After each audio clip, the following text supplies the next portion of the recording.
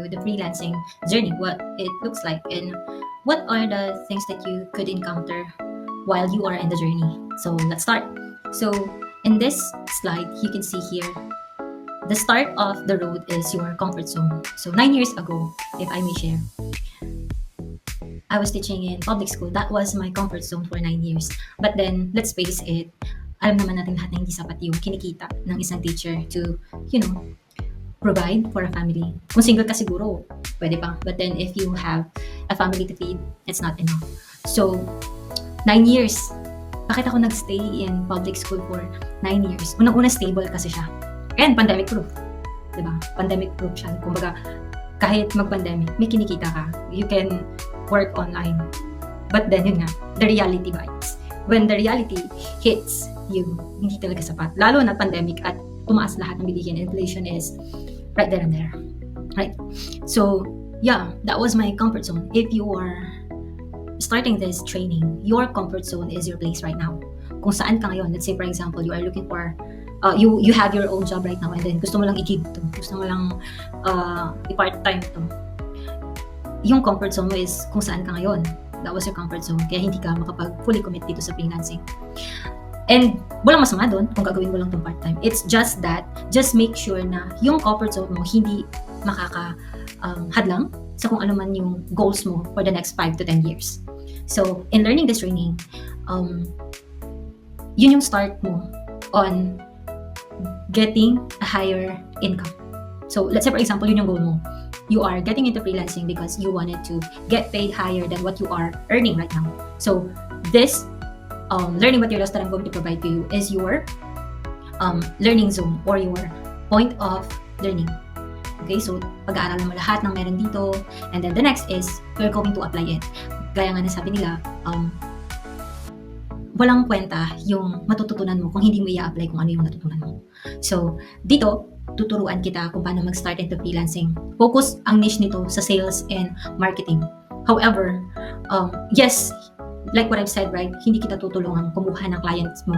Kasi mas masarap na, pag nakakuha ka ng client mo, mas masarap yung pakiramdam na pinaghirapan mo kasi yun. Okay? Ipoprovide ko lang yung mga kailangan mo, but then the action will be yours. Okay? The result will be yours. Kumbaga, kahit anong ganda ng training materials na ibibigay dito, kung wala kang action, hindi ka magte-take ng action, wala rin benta. So, next is getting hired. So, in application, going back to the application, I just want to add that I'm going to provide also all the tips on how to, not just tips, but the process on how to create your online presence using LinkedIn. Okay, I'm going to help you also to build your resume, and I'm going also to provide you with question and answer that, most hiring manager is asking during the interview. So, lahat ng yan, ipoprovide ko sa inyo. But then again, like what I've said, wala kang magiging resulta kung hindi mo kikilusan. Next is getting hired. Yung chances na maka-hire ka is depende sa oras na ilalaan mo on, applying all what you have learned here. Let's say, for example, during kasi meron tayong question and answer portion eh. Meron tayong interview practice. So, lahat ng yan gagawin natin. Yun nga lang, just what I've said, maka-hire ka, depende sa confidence mo on how you are going to market yourself. Kung ano yung matututunan mo dito, nakadepende kasi kung paano mo i-market yung sarili mo. In the end. Kumbaga, kahit gano'ng kaganda yung ituturo dito, kung hindi mo pag-aaralan kung paano ibebenta yung sarili mo, hindi ka maka-hire. Okay? So, next is, your last point is getting paid. Of course, the more clients you're going to acquire, the more chances of getting higher earnings or having a high income. So, yeah, that's it. So, when I started, balikan ko lang to, no? When I started this training, nag-invest ako sa training na to, guys, ha? So, lahat ng i-provide ko dito, in-invest ko to. So, parang magbayad ako dito ng around 6,000 for this training. And then, isang buwan kaming one-on-one tinuring. Isang buwan kaming nag-undergo na training. And then, nagtiwala ako dun sa course. Kasi sa Google Classroom, lahat naman ng activities ay sa Google Classroom. Pero dito, hindi ko nagagawin yun. Kasi nga, like what I've said, your action will determine your success or your result. Next, and then application. Nung nag-apply ako, alam niyo ba na it took me 300 plus rejections before I get that client. some of my classmates even had to go through 500 or more rejections. So meron din tayong tracker. So gagamitin nyo din yung tracker na yon when you are applying. And then when I get hired, unexpected lahat ng hire. Kasi isang buwan pagkatapos ko ng training, saka ako nakakuha ng client. Imagine nyo yung stress na hindi pa natatapos yung training, pero yung mga classmates ko may mga client na. So talagang nakaka-pressure, di ba? Nakaka-pressure. Pero yun nga, tinapos ko muna lahat ng training, saka ako nag-start ng apply. Kumbaga, inalam ko lahat muna nung process, and then natutunan ko din. Ang kagandahan kasi na meron kang classmates or meron kang pagtatanungan. Ang kagandahan, before I started my application process, meron kaming one-on-one check-ins ng mga batch check-ins ng aking mga classmates. So, natutuwa ko sa kanilang mga failures, sa kanilang mga mistakes while during the interview. So, nakatulong din yun. So, most of the tips na natutunan ko din ay i-share ko din sa inyo. So, yun lang yung maidadagdag ko for this slide. And I hope na malinaw sa inyo na ito yung journey na dadaanan ninyo at hindi ka agad-agad mag-a-apply. No, you have to finish first the training para alam ninyo, you can plan out your course of action after this. On this slide, I'm going to discuss the freelancing hierarchy of success. So, kung mapapansin ninyo, the lowest part of the cone is your biggest why. So, in this part, you have to identify why you want to start the training. What is your goal? What is your main purpose of, getting this training? Ano ba yung why mo? Bakit ka nandito?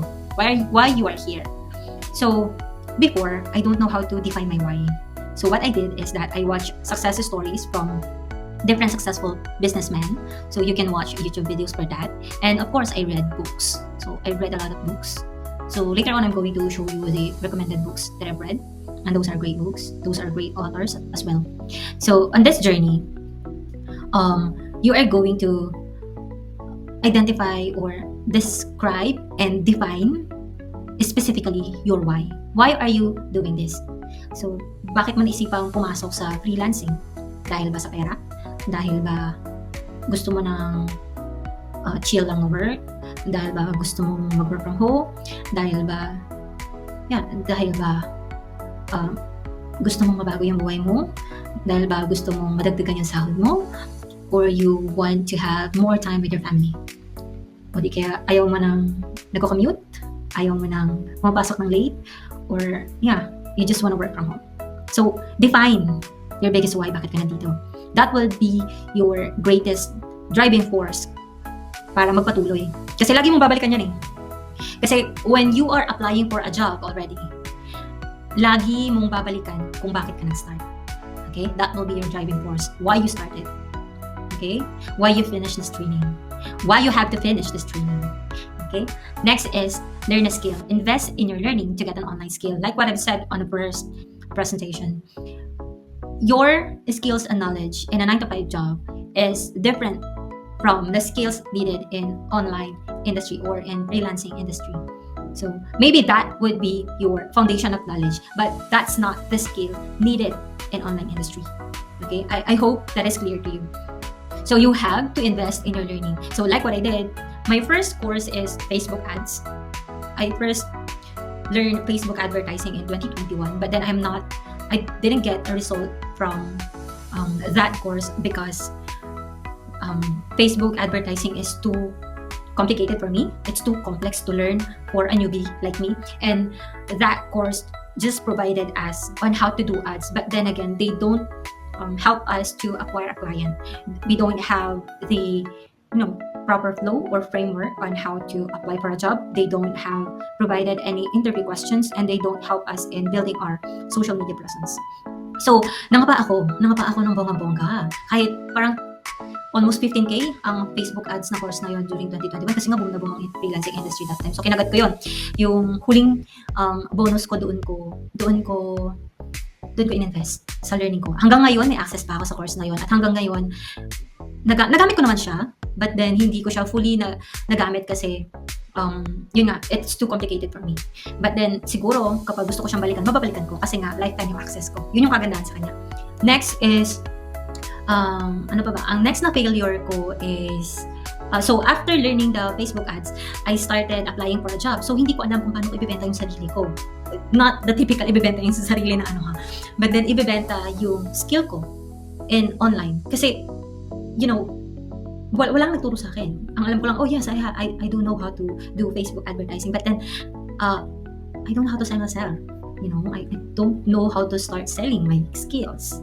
So talagang dumating ako sa point na na-scam ako, and then naging victim ako ng identity theft kasi naipasa ko yung mga importanteng documents ng buhay ko sa katangahan ko. Sorry for the word. But yeah, that was my experience, and that was my learning experience. And 2022 was my turning point. So 2021 kasi nasa DepEd pa ako. Parang transition na yung isip ko na gusto ko nang umalis. And then December, I sent out my resignation letter. So 2022, I came across this training, yung ipoprovide ko sa inyo. I came across this company, and they are inviting people to attend their parang training. So umattend ako, and then nag-resonate sa akin yung experience ng nag-talk kasi they are teachers too. So naramdaman ko, I feel it to the bones. yung struggles nila, yung challenges nila, and their turning point. So yun yung naging turning point ko din na sige, I want to give this course a try. So nag-invest ulit ako. At ito yun, yung ituturo ko sa inyo. Yung ipapakita ko din sa inyo kung ano yung natutunan ko. Ito yun. Okay, so just like our terms of agreement, please guys, don't share this because pwede tayong makasuhan. And pwede ko rin kayong kasuhan. Hindi po ako nagbibiro. We have our agreement. Please don't share this. Gagawa ako ng same video like this. Just give me a time. Pero kung sino man ang unang maka-access nito, please take care of it. Don't share it online, please. That's just a reminder. Okay. Going back to the application on this slide. So, sabi dito, learning isn't enough. You need to take action. So, start applying your skills through real-world projects, internships, and even offering free or low-cost services to build your portfolio. So, in applying, you have to consider 4 things. So, una is yung paggawa ng portfolio. Next is yung resume. Next is online presence. And then, interview questions. You have to undergo one-on-one interview, practice the question and answer portion. Okay, portfolio. Magkaka-build ka ng portfolio based on, ang online portfolio kasi na tinatawag is para siyang resume. Yun nga lang, mas pinaakti lang siya more on graphics. You can do it on website, and you can even do it in Canva. Ang portfolio parang mas detailed lang siya ng skills mo. Ipapakita mo lang doon kung ano yung skills mo, and then may testimonials siya from clients, and then yeah, it's just like a resume. Ang resume kasi is written, diba? Parang document lang siya. Okay? But yeah, I'm going to help you also on how to build your portfolio, create your resume, and then start building your online presence, specifically in LinkedIn. So, tuturuan ko kayo kung paano quantify ng mga experiences ninyo sa LinkedIn. Although mapapanood nyo din naman yun dito sa video. But yeah, I'm going to help you also on make that happen on creating your LinkedIn profile. Napaka-importante. So, later on also, while you are on the training, watching the training, you will also learn why you need to get a LinkedIn profile. And then next is, after building all these paperworks and after undergoing the practices in one-on-one interview questions, you have to get hired, of course. So, magka-client hunting ka na. So, like what I've said again, guys, I'm not going to help you with your client hunting. I'm going to provide you with a tracker para alam niyo kung nakailang applications na kayo. Don't worry about your rejections. That is part of your journey. Okay lang ma-reject. Ang sarap balikan yan kapag nagka-client ka na. Lahat ng rejections na may encounter mo will worth it pag nagka-client ka na. Of course, like what I've said, pabalik-balik ako na lahat ng magiging resulta mo ay depende sa magiging action mo. Okay? So this will be the freelancing hierarchy of success. So let's proceed to the next slide.